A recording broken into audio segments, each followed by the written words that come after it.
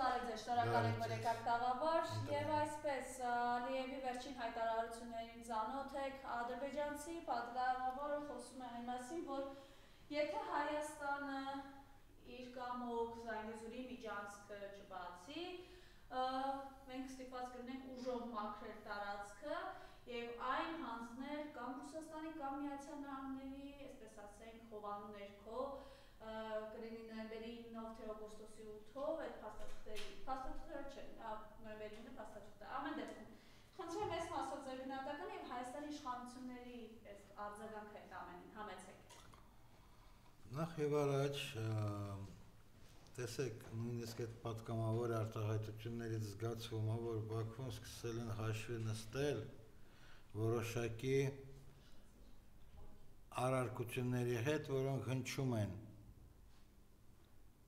ոչ միայն Ռուսաստանի կողմից, այլ նաև Իրանի կողմից։ Ահա այդ պատճառով տվյալ պատգամավորը որոշել է, որ երկու կողմի վրա աշխատի, երկու կողմից էլ, ասենք, բարեխոսումներ սպասի, ու այդ պատճառով նման կարգի արտահայտություններ է թույլ տալիս, մանավանդ որ այդպես ասած ֆուտբոլային պասը ստացել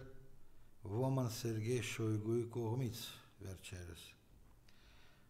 որտեղ Սերգեյ Շոյգուն հեչուկը Ռուսաստանի Դաշնության արտգործնախարարության եւ Ռուսաստանի դեսպանի Երևանում դեսպանի Կոպիրկինի հայտարարությունների հակառակ ասում է ինչ տարբերություն ոնց ինչ բոլոր ճանապարհները լավ բան են բոլոր ճանապարհները երբ լավ բան են եթե մի ճանապարհով չի պլանավորվում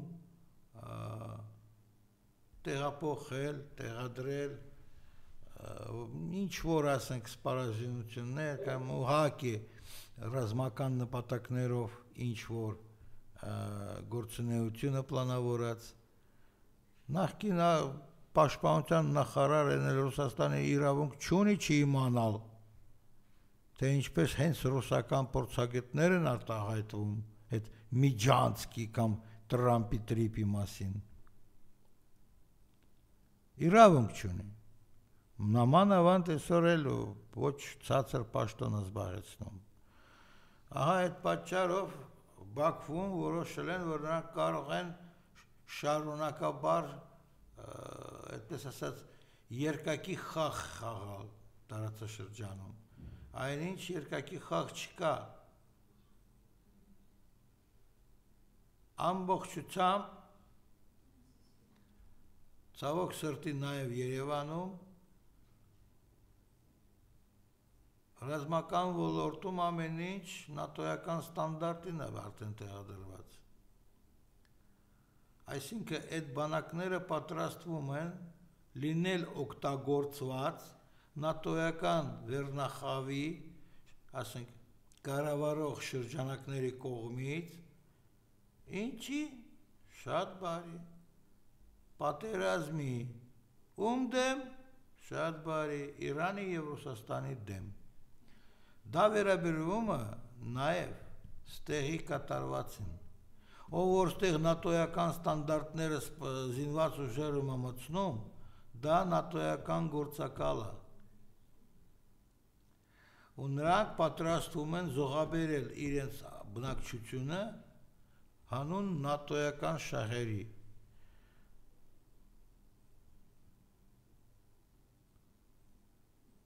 դա է վկայում որ տարածաշրջանը աստիճանաբար վերացնում են երկրորդ Ուկրաինայի կամ եսիմ ինչի եկեք տեղանուններով ասենք իրար չզարմացնենք սակայն մենք հիշում ենք որ դերևս մի 2 տարի առաջ Վրաստանի իշխանությունները խոստովանել են որ արևմուտքը, ԱՄՆ-ն ու Անգլիա ձգտել են, որպեսզի Վրաստանից սկսվի այդպես կոչված երկրորդ ռազմաճակատ ռուսների դեմ։ Մեր դեպքում, Բաքվի եւ Երևանի դեպքերում, այդ ոչ թե երկրորդ ռազմաճակատ Ռուսաստանի դեմ, այլ ռազմական ճակատ Իրանի դեմ։ Ինչու՞։ Շատ պարզ պրիմիտիվ պատճառով։ Այդ Տրամպի տրիպը ոնց ուզում եք իրա երթուղի կոչեք, ճանապարհ կոչեք, շարունակեք Բաքվի նման Զանգեզուրյան միջանցք ասել, թուրքերի նման ասեք թուրքական ճանապարհ, այդ սահմանումները պայմանական են։ Իրականը ստեղ միայն մի փաստ։ Սյունիք մարզի սահմանը Իրանի հետ դա միաժամանակ Իրանի հյուսիսային պետական սահմաններն են։ Հիմա մենք տեսնում ենք, թե այստեղ ինչ կարգի ռեակցիաներ են։ Մենք տեսնում ենք, որ գլխավոր պարագլուխ այդ բանդայի, հանցավոր բանդա, որը իր իշխանությունը անվանում, որոշել է սիրաշահել Չինաստանին։ Այ քեզ բան, չենք իմացել, որ Զանգեզուրյան ճամպեկը, Սյունյաց աշխարհի ճամպեկը, դա չինական մեկ ուղի, մեկ ճանապարհ նախաձեռնության մասնիկ կարող է ծառայի, չենք իմացել։ Պետք է գան 18 թվականին այդ տականքները, որ մենք դա իմանանք։ Այ քեզ բան։ Սրիկա ապուշներ, մենք դա իմանում ենք 2013 թվականից, երբ Երևանը այցելել է այն ժամանակվա Իրանի նախագահ Հասան Ռոուխանին։ Մենք այն ժամանակ իմացել ենք, որ դա այդպես է, որ նույն Չինաստանում պլանավորում են Սյունյաց աշխարհի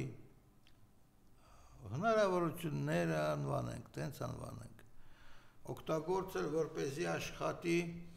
մի քիչ ուրիշ կարգի միջանցք, Պարսից ծոց, Սև ծով։ Կարթեզով նայեք, Իրանի կտրուկ պահանջ է եղել, որպեսզի այդ ճանապարհը, որը իրոք ընդգրկված է մեկ ուղի, մեկ ճանապարհ ծրագրի մեջ, լինի Հայաստանով, լինի Հայաստանի տարածքով։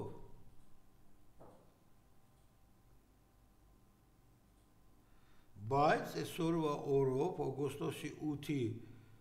դատարկ թղթիկի կտորի պատճառով, դա բոլորը, գրեթե բոլորը սկսել են անվանել Տրամպի ճանապարհը։ Դա Տրամպի ճանապարհի հետ ինչ կապ ունի է։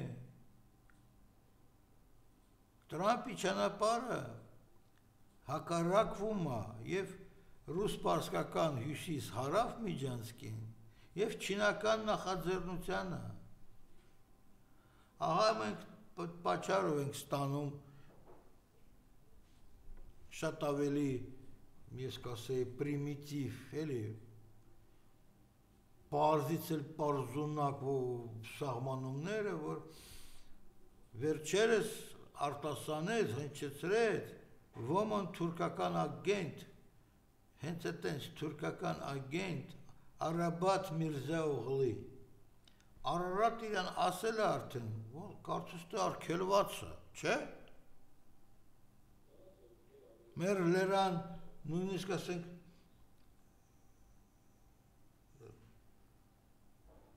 ինչ որ պետական ասպես ասած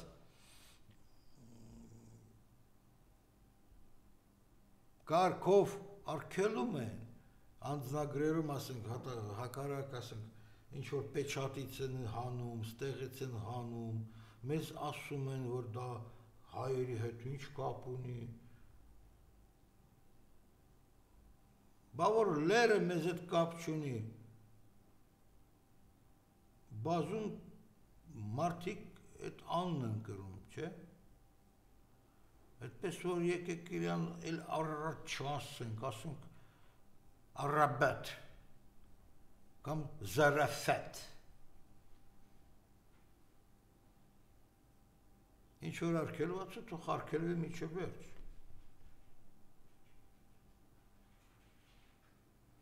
այդ թվում թուրքական լրտեսական ագենտուրայի հաշվով։ Այդ մարդը հրապարակավ ինչ-որ Յանիտի միջազգային խորհրդաժողովի ժամանակ, ասում է, որ չէ, ոչ Ռուսաստանը, ոչ Իրանը պաշտոնապես դեմ չեն Տրամպի տրիպի, այդ ոնց դեմ չեն, լավ էլ դեմ են, այդ պատճառով մենք ստիպված ենք այսօր ևս այս տաղավարից կրկնում ենք, սկսենք դրանից, որ դերևս հուլիսին, այսինքն մինչև Վաշինգտոն գնալը եւ թղթիկը ստորագրելը, Իրանի գերագույն առաջնորդի գլխավոր խորհրդական միջազգային հարցերով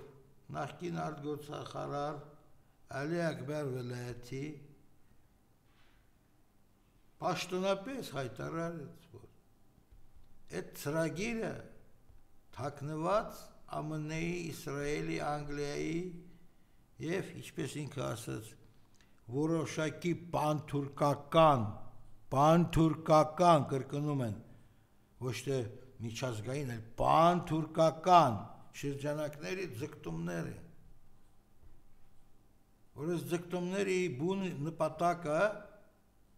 Ուկրաինայից պատերազմի բոցը տեղափոխել Կովկաս, մարդու ամեն ինչ բացատրել է, ինչքան մարդ պետք է սրիկա և ապուշ լինի, էշից էլ բետար էշ լինի, որ չհասկանա այդ խոսքերը ու չջոկի, որ դա պաշտոնական դիրքորոշումը Տեհրանի։ Մի քիչ ավելի ուշ ժամանակ օգոստոսին արդեն այս թուղթը, որ եկել է գոյացել, նույն Ալի Աքբար Վելայաթին կրկնել է Ռուսաստանի հետ, թե առանց Ռուսաստանի, բայց մենք վերջ ենք դնելու այդ ծրագրին, մենք պատրաստ ենք դիմակայել ու բոլոր վարձկանները պիտի վերանան Անդրկովկասից։ Ըստ ձեզ, այդ ում Ալի Աքբար Վելայաթին անվանել է վարձկաններ, ԱՄՆ-ի, սիոնիզմի, անգլիական, բնավ Բաքվի իշխանավորներին և Երևանյան իշխանավորներին։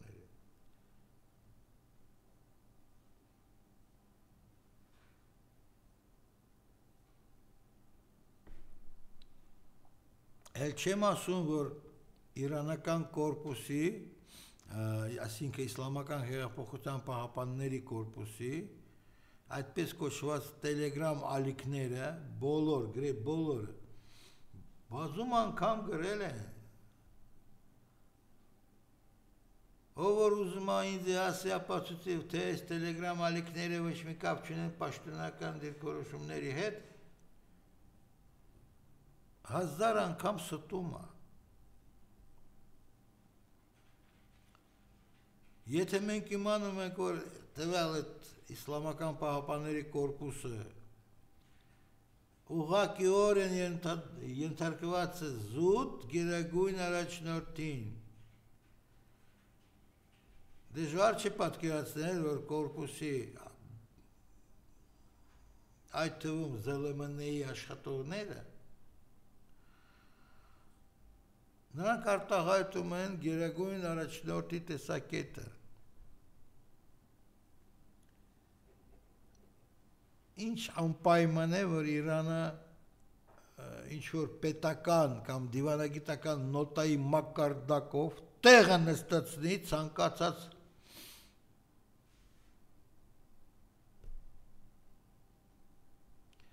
միջատի,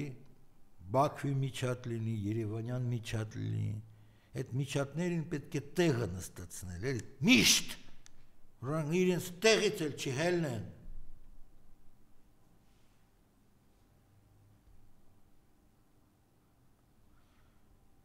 Ինչ վերաբերում է ռուսական տեսու, պաշտոնական կարծիքի, եկեք հիշենք, սկզբից արտգործնախարարությունը այդ Մարիա Զախարովայի բերանով ձեզ հայտարարել է, որ ոչ մի բան ձեր տեխնիկից չի երևում։ Ռուսաստանի հետ կապված հարցեր ոնց պետք է լուծվեն։ Սահմանապահ զորքեր կան Սյունիքում։ Այդ ինչ են ասել, կան։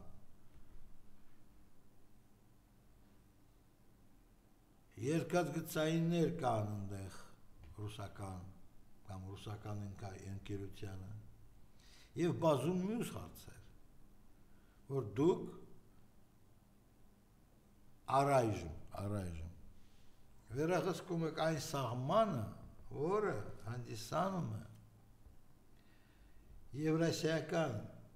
տնտեսական միության եւ Իրանի միջև ընդհանուր սահման։ Տեսեք ինչքան խոր միտք կա։ Հաշվի առնելիս, որ այնտեղ ազատ տնտեսական գոտի է չէ հռչակված, որը պիտի ապահովի համագործակցություն Իրանի եւ այդ Եվրասիական տնտեսական միության միջև։ Հարցերը տրված են դերևս սեպտեմբերի սկզբին։ Հիմա նոյեմբերի սկիզբը, 2 ամիս անցել է, Երևանը լրում է, շարունակում է ստախոսել, բարեխոսել հոգուտ Տրամպի տրիպի։ Իսկ Բաքվի արձագանքը թեկուզև ինչ-որ պատգամավորի մակարդակով մենք արդեն տեսնում ենք, փորձում է սիրաշահել Ռուսաստանը։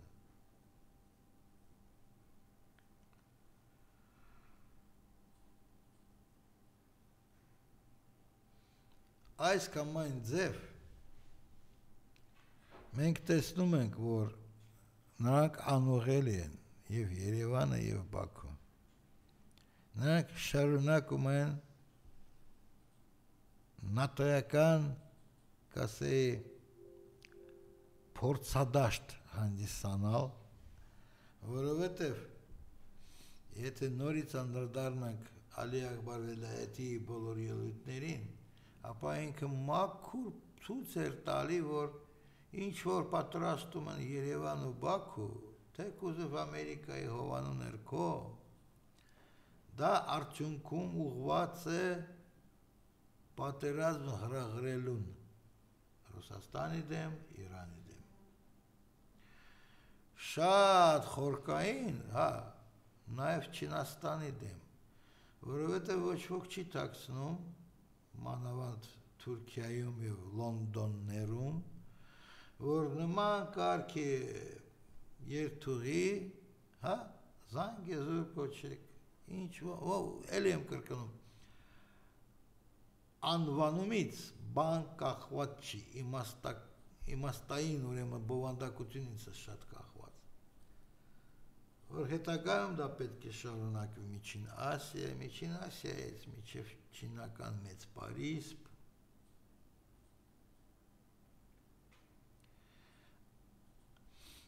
ահա այդ պատճառով նույնիսկ նրանց պաշտոնական հայտարարությունների Չինաստանը կլինի եւ Ռուսաստանը եւ Իրանի կողքին, ոչ թե հակառակ ճամբարում։ Մարդիկ հոգնել են բացատրել, նույնիսկ քայլերով ապացուցել, որ եւ Բաքու եւ Երևանը գործ կունենան Եվրասիական երակի հետ, ոչ թե առանձին Ռուսաստանի կամ առանձին Իրանի հետ, որ խաղադրույքը բավական մեծ է, Այդ խաղադրույքից կախված է ոչ թե կոնկրետ լինել, չլինել ինչ-որ մի երկաթգծային կամ ավտոճանապարհային միջանցքին, կոնկրետ շունյաց հողերում։ Ոչ, էդի տեխնիկական հարցը։ Հարցը լրիվ 1000%-ով պարունակվում է դրա մեջ, թե ով է վերահսկելու նման կարգի չամպեկը,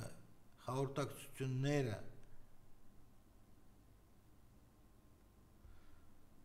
Երևան ու Բաքու ձգտում են, որ դա վերահսկեն ամերիկացիք, այն էլ 99 տարով։ Գրված է, ամբողջ աշխարհը դա կարդացել է, տեսել է, գիտի։ Բնականաբար նման կարգի պլանները կամ ծրագրերը չեն կարող բավարարեն ոչ Ռուսաստանի, ոչ Իրանի շահերը։ Ինչպես մի քանի օր առաջ, երևի մի 10 տենց կամ լավ 2 շաբաթ առաջ ասաց հենց Ռուսաստանի արտգործնախարար Սերգեյ Լավրովը, նրանք մտադիր չեն թույլ տալ, որպեսզի Անդրկովկասը փոխեն ռուսական շահերի ավանդական ոլորտից։ Հիմա եկեք ես ավանդույթի համաձայն մի 2-3 հարց ուղղեմ Ալիևին, քանի որ երևանցիներին, երևանյան թրքերին ինչ որ մի հարց ուղղել անիմաստ է, չեն պատասխանում։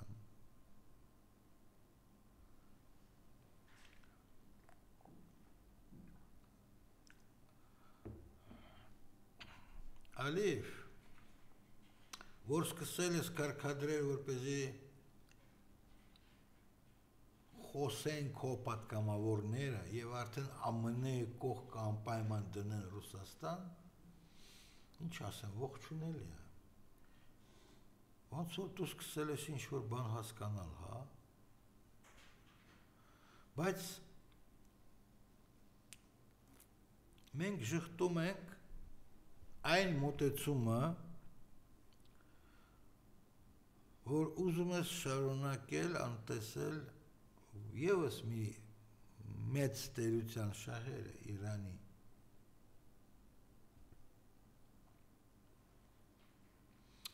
Գուցե հույս ունես, որ ինչ-որ շոյգուներ են քո տեսակետ կպաշտպանեն Մոսկվայում։ Իզուր։ Հիշեցնում եմ, վերջերս ավարտվել են ռուս-իրանական ռազմավարական դաշնագրի վավերացման գործընթացները, ավարտվել են, այսուհետ, ով որ ոտնձգություն կատարի Իրանի դեմ, ապա կստանայի, թեկուզ ոչ ուղղակի, այլ անուղղակի, պատասխան նաև Ռուսաստանի կողմից։ Հաշվի առնելիս, որ դեռևս 2-3 տարի առաջ նման ռազմավարական դաշնագիրը Իրանը կնքել է նաև Չինաստանի հետ, ապա դուք ձեր նիկոլիկների հետ միասին, բոլոր նիկոլիկների հետ միասին, միայն այս մեկի հետ չէ էլի, բոլոր նիկոլիկներին, որոնք դուք բազմացրել եք Երևանում, դուք կստանաք պատասխան նաև Չինաստանից։ Հարց է ծագում, կրկնեմ այդ հարցը ևս մի անգամ, դու իրոք մգիմոյում ես սովորել, թե գուցե ուրիշ մի բարձր աստիճան բուղում, դու սովորել ես, թե ուղղակի պապայի փողերով և ազդեցության շնորհիվ դիպլոմ ես ստացել։ Դա ճիշտն ասած այդքան էլ խիստ ինձ անձամբ ինձ չի մտահոգում։ Ես առաջարկում եմ, որ մտահոգվեն քո հայրենակիցները։ Ամեն դեպքում դեռ ժամանակ կա հետ կանգնել բոլոր նատոյական ծրագրերից։ Երևանյան տայֆային, այդ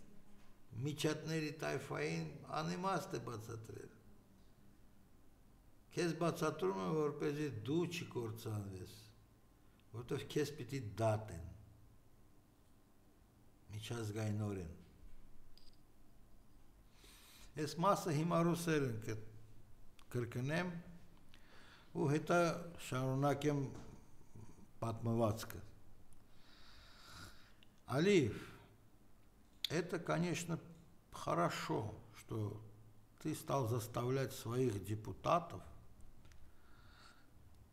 высказывать некие заявления, направленные на то, чтобы как бы уважить Русостан, Россию, Российскую Федерацию. Рядом с Америкой указываете эту страну. Да, похвально. Но очень плохо, что вы продолжаете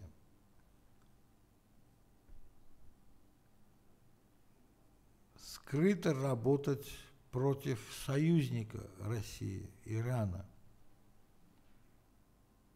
Это очень плохо. Для того, чтобы вы вспомнили, что это плохо, напоминаю, совсем недавно и в России, и в Иране закончились процессы ратификации стратегического договора между двумя этими странами, который был подписан в январе. И теперь любая попытка, направленная против Ирана, получит, если не прямую, то косвенную, опосредованную помощь со стороны России для того, чтобы ни один Алиев, ни один Николик или Николики из Еревана и так далее не получили бы ничего, кроме оплеухи, пощечины, а может быть и чего-то хуже.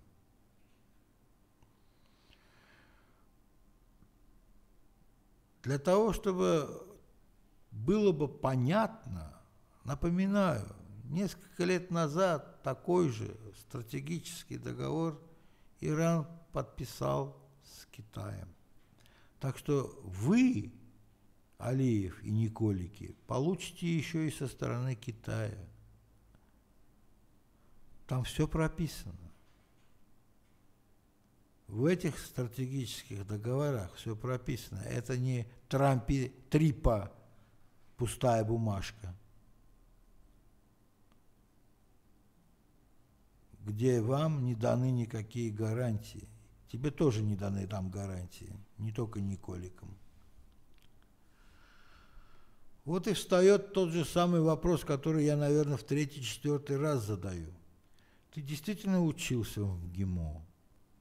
Ты действительно познавал азы дипломатии? Ты действительно учился? Или за папины деньги и папин авторитет среди коммунистов, подчеркну, среди коммунистов, ты просто получил там диплом?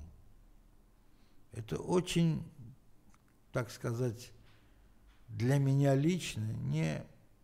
не проблема, меня это не заботит. Это должно заботить твоих соотечественников, потому что страдать будут они, а ты нужен. Ты нужен для того, чтобы тебя затем на международном большом уровне судили, так что оставайся живой. Ты будущий подсудимый Международного трибунала, и это будет. Հիմա տեսնում ենք ինչ է կատարում մեր երկրի ներսում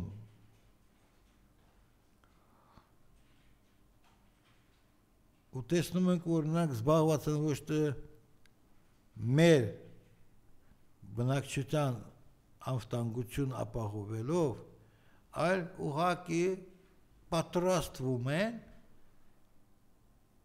26 թվի ընտրություններին։ Ճիշտ է, մի հատ մեր փորձագետներից մեկը Վիգեն Հակոբյանը, երևի ծանոթ եք, չէ՞։ Վերջերս նույնիսկ ենթադրել է, որ դե այդ պայմաններում, երբ որ անդիմությունը ջախջախված, ու պատրաստ չի կամ ի վիճակի չի դիմակայել, որ ցանկացած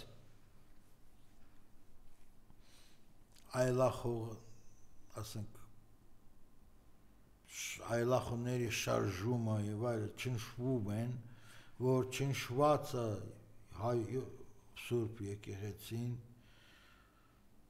սրանք կարող գնան եւ արտահերտ ընտրություններ, այո, մրցակից չկա, մրցակցային դաշտը զտում են, մաքրում են, բազում մարդիկ բանտերում են, չէ՞։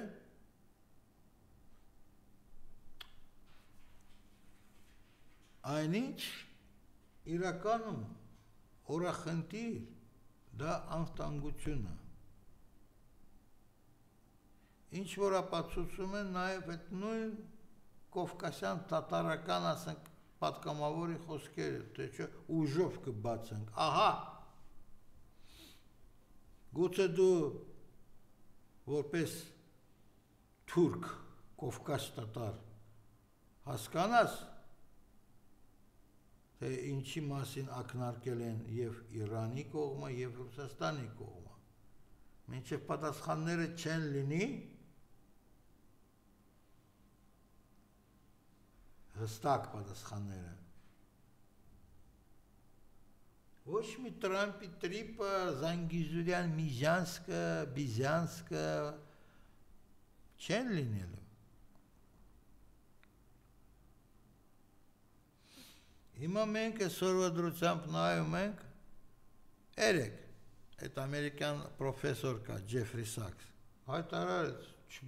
չտեսնված բան է կատարվում։ Քիչ է որ Վենեսուելայի ափերին, ասենք, չինական նավեր են ստեղ-ընդեղ գնում գալիս։ Այնտեղ հիմա հայտնվել է նաև ռուսական նավեր։ Տեսեք, աշխարհով մեկ բոլորը կանխազգում են մեծ պայթյունի մոտալուտ լինելը։ Նույն Ուկրաինայից լուրերը մեզ ասում են, որ վայ, այնտեղ ինչ-որ էլ է բան լինում, կատարվում։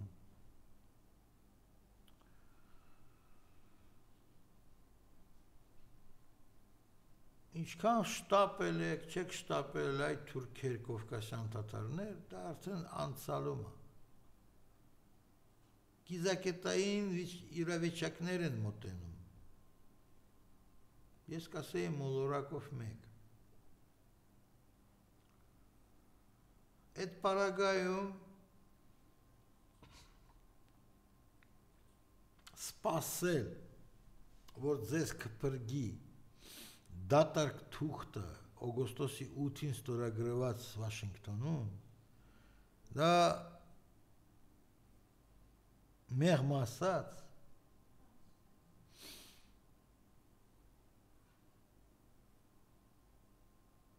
մանկամիտ լինել է նշանակում,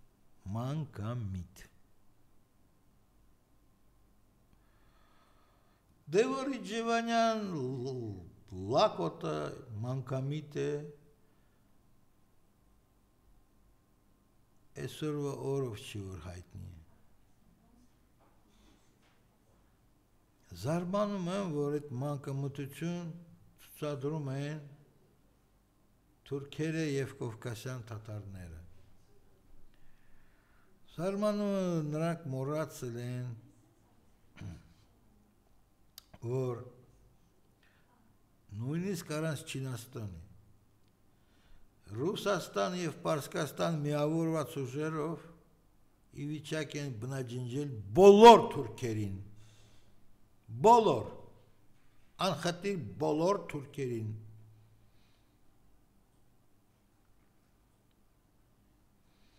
տեսեք, Ռուսաստանը կարաս ասես, որ շարունակական պատերազմի մեջ է, չէ՞, ու այդ պատերազմի ավարտը դեռ չի երևում, բայց արդեն մոտալուտ է, Պարսկաստանը չի թաքցնում, որ պատրաստվում է պատերազմի բոլորի դեմ,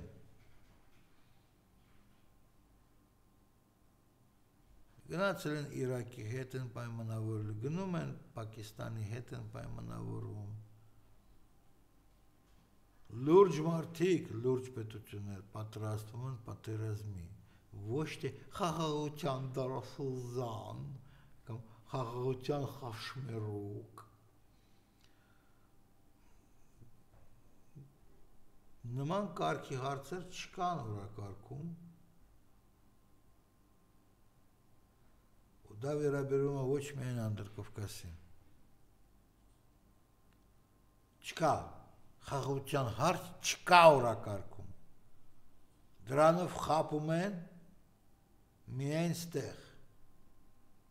երևանյան իշխանավորները շարունակում են այդ ջութակը նվագել, խաղաղություն, չկա խաղաղություն,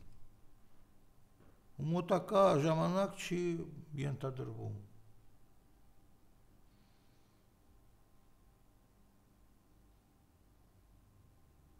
հակառակը ենթադրվում է, որ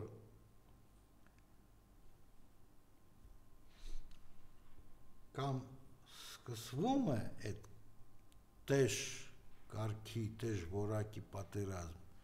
որը պայմանականորեն կարելի է անվանել երրորդ համաշխարհային, բայց ոչ թե պրոքսի տարբերակով, այլ իրական, ուղղակի։ Կամ էլ վերկալ մի ասա, Ամերիկան կապիտուլյացիա է ենթարկված նահանջում է տարբեր երկրներից, տարբեր մայրցամաքներից, այդ դեպքում հա, պատերազմը չի լինելու, որովհետև ոչ մի եվրոպական նատոյականները իրենց սեփական ուժերով ի վիճակի չեն սկսել պատերազմ եւ Իրանի եւ Ռուսաստանի դեմ, ել չեմ ասում Չինաստանի։ Նրանք սկսեն խուսափել պատերազմական զարգացումներից, քանի որ նրանք ի վիճակի չեն եղել նույնիսկ այդ ուկրաինական ռազմաճակատում ինչ որ լուրջ ձեռնարկներին, ասենք,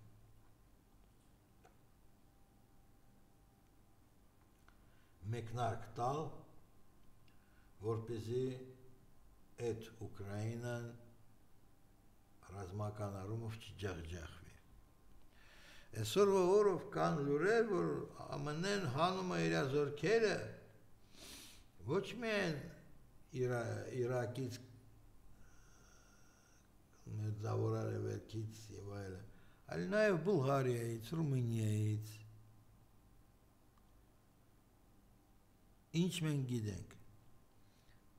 Շատ ավելի շուտ ամերիկացիք լքել են մի շարք ռազմաբազաներ Լեհաստանում։ Բնականաբար դա հենց այդպես չի կատարվում։ Բնականաբար, որ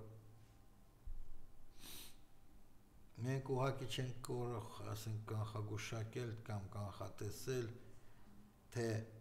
եւս ինչ երկրներից ամերիկացիք պատրաստ են զորքեր դուրս բերել։ Չենք իմանում, բայց անձամբ ես չեմ կասկածում, որ դա կլինի։ Հիմա Անդրկովկասում մնում են երկու թուլա, շատ մեծ թուլեք են, անհասկացող, ես կասեի տկար և տգետ, մի նայեք, որ Իլհամ Ալիևի մոտ կա դիպլոմ, մեկը ինքը տգետը,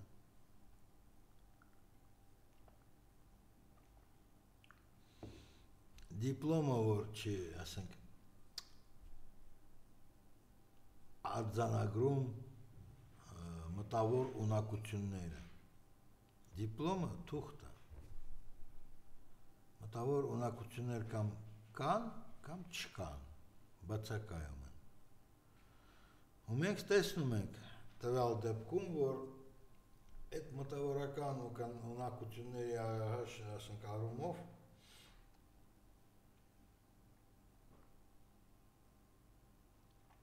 տարածաշրջանը շատ ավելի է մոտիկ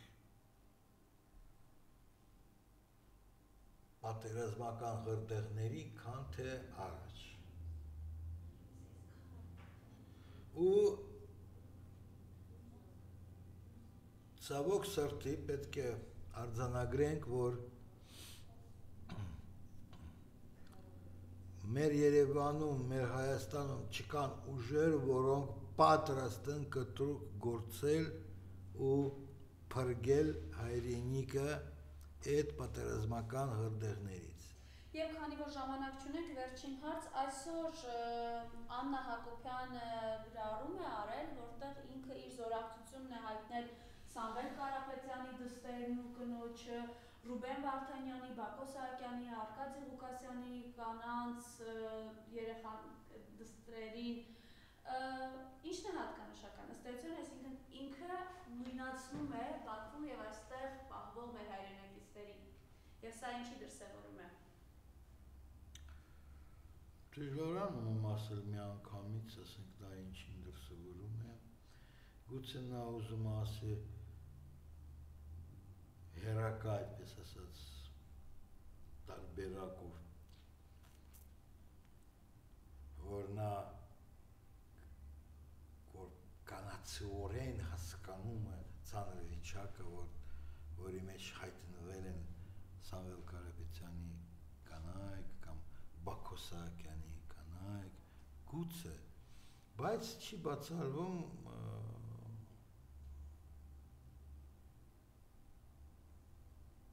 որ դա ևս նախընտրականի մի մաս է, Մարիամ ջան, համաձայն եք, գալիս ես նման կարգի հայտարարությամբ, չէ, ոնց որ տես սկսում ես։ Սա սաղրանք է, բայց ինչ-որտեղ ում շնորհիվ են շայկետներում այդ մարդիկ հայտնել Բաքվում և Հայաստանում։ Իհարկե դա ծաղրանք է, ոչ թե նման, այլ ծաղրանք է։ Ով է մեղավոր, որ այդ մարդիկ հայտնվել են բանտերում։ Տվյալ դեպքում նույնիսկ այդքան էլ կարևոր չի, որ մի բանտերում, Երևանյան թե Բաքվի։ Բաքվի բանտերում հայտնվածներին հանձնելը հենց այսօրվա իշխանությունը։ Հանձնելը, ծախելը։ Ես չեմ մոռանում Մարիամ ջան մի արտահայտություն Ռուբեն Վարդանյանի։ Հիշում եք, մեզ ոչ միայն դավաչանել են, մեզ ծախել են։ Ու այդ ծախողներից մեկը եղել էր ով? Այո, Աննա Հակոբյան։ Ու հիմա զորած, ես չեմ հասկանում, ոնց է ինքը զորակցում, ինչպես է նա զորակցում։ Պայքարում է, որպեսզի նրանք դուրս գան բանտերից, հա? Կարծում չի պայքարում։ Այնպես որ այդ ծաղրի դա ծաղրը, ոչ ծաղրի նման։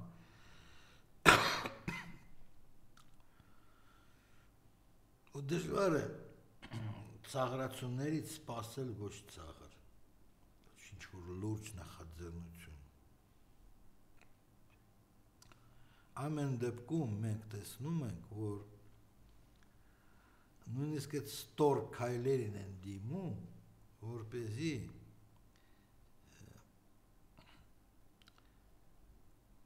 սիրաշահեն, ասենք թե նույն Սամվել Կարապետյանի կողմնակիցներին,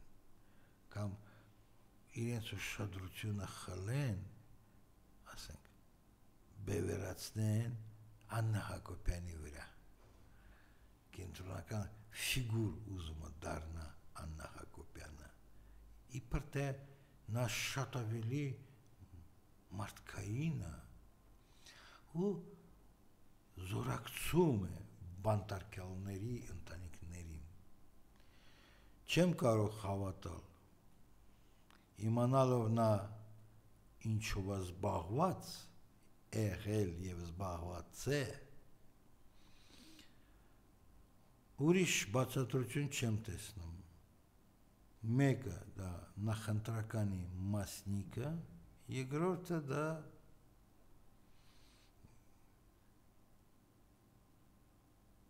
մարդկանց վշտի վրա միավորներ վաստակելու ձգտում, որպեսզի բացասական համբավը այդ կնոջ մի քիչ բարելավվի, ուրիշ չեմ տեսնում։